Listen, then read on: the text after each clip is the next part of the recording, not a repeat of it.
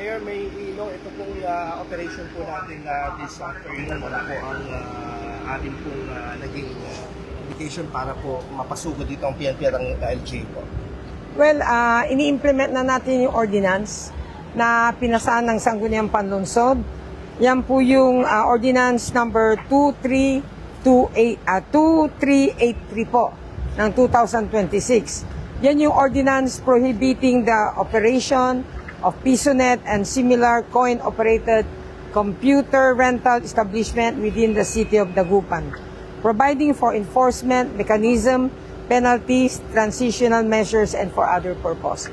So today, ang ginawa po natin ay kasama natin ang PNP, sila po yung naglilid dito, at nagbibigay ho kami ng notice to give them 5 days na isara na nila ang PisoNet.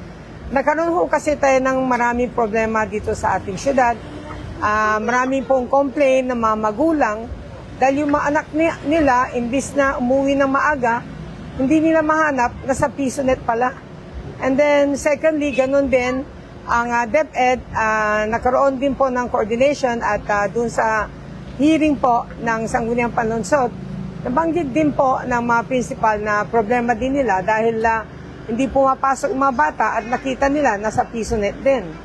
And thirdly, nakakaroon po ng mga ibang reaction ng mga bata ngayon. Nagkakaroon ng mga bullying, nag-increase po ng bullying, nag-increase po yung mga suicidal cases. So we have to put to a stop on this.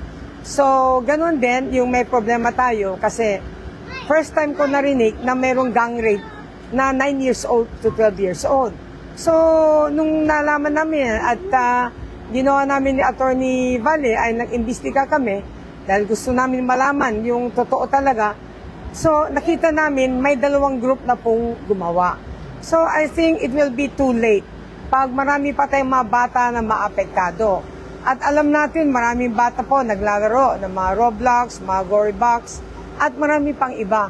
Actually last few days meron kami na-encounter na isang bata na yun, nauutusan siya based doon sa kanyang cellphone, nautusan po siya ng gumawa ng mga hindi maganda. So sabi ko, after nag-lapse na po yung 10 days na publication, ay sabi ko kay Attorney Valle at kasama natin si Police Director, Police Director Solomon.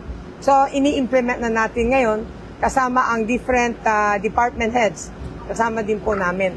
So sa ngayon ay may 3 na kami na binigyan po ng advice, notice, na ihinto na nila yan. Dahil we are very serious sa Dagupan City, hindi ho kami papayag ng ating mga bata po ay maapektado dahil sa PisoNet. And secondly, walang permit po lahat ng PisoNet sa Dagupan. Ganon din, kausap ko ang DTI, wala rin home permit. So the more na hindi talaga kami papayag, at kahit na may permit yan, hindi talaga kami papayag kasi we are after the welfare of our children in Dagupan. Yan po yun. Immediate po ito na pagpapahinto po. Opo, immediate po. Kaya ako'y nagtatawag sa lahat ng operator ng PisoNet, ibalik nyo na po yung machine kung sino may-ari. Kasi ayaw naman nilang sabihin kung sino may-ari. May nakatago kasi behind. Ibalik nyo na po yung machine nyo kasi after 5 days, nabigyan namin kayo ng notice, confiscate na po namin yan. Kukunin namin ang mga PisoNet po ninyo. So, kailangan po, huminto na kayo at ako'y ay tumatawag sa lahat ng operator ng PisoNet ng buong Dagupan.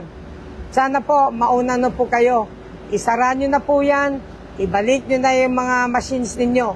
Yan po ang hiningi ko po sa inyo kasi hindi tayo hihinto. Kasama natin ang PNP, si Director Solomon mismo ay nangako na isi-zero out ang mga PisoNet sa Dagupan City.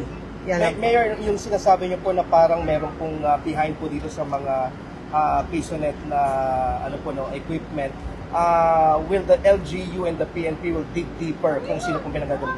Yes, gagawin po natin yan. Baka humingi pa tayo ng tulong sa ibang agency dahil lahat ng PisoNet ay tinatago po nila kung saan nila kinuha yung kanilang PisoNet. Noon kasi alam namin noon kung sino yung nagpapatakbo. Pero ngayon naman, hindi ko pa alam kung sino yung nagpapatakbo.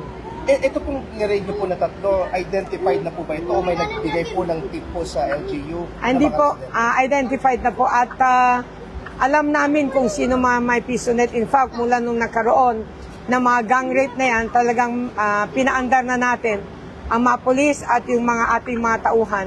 Nag-identify na po kung saan lugar meron. Kaya nga, pagdating namin dito, nakatatlo kami agad eh. At may pupuntahan pa kaming iba. Yan po. Mayor, ano naman po kakaharapin po ng mga nagmamayari po bukod doon sa ito-confiscate po? Paano naman po yung mga Well, magkakaroon po sila ng violation, pero sabi ko nga, kung pwede, isurrender na po nila at ibang negosyo na lang ang pasukan nila. Yung legitimate na lang po, na hindi po apektado ang ating mamayan o kaya ang ating mga bata. Thank you, Mayor.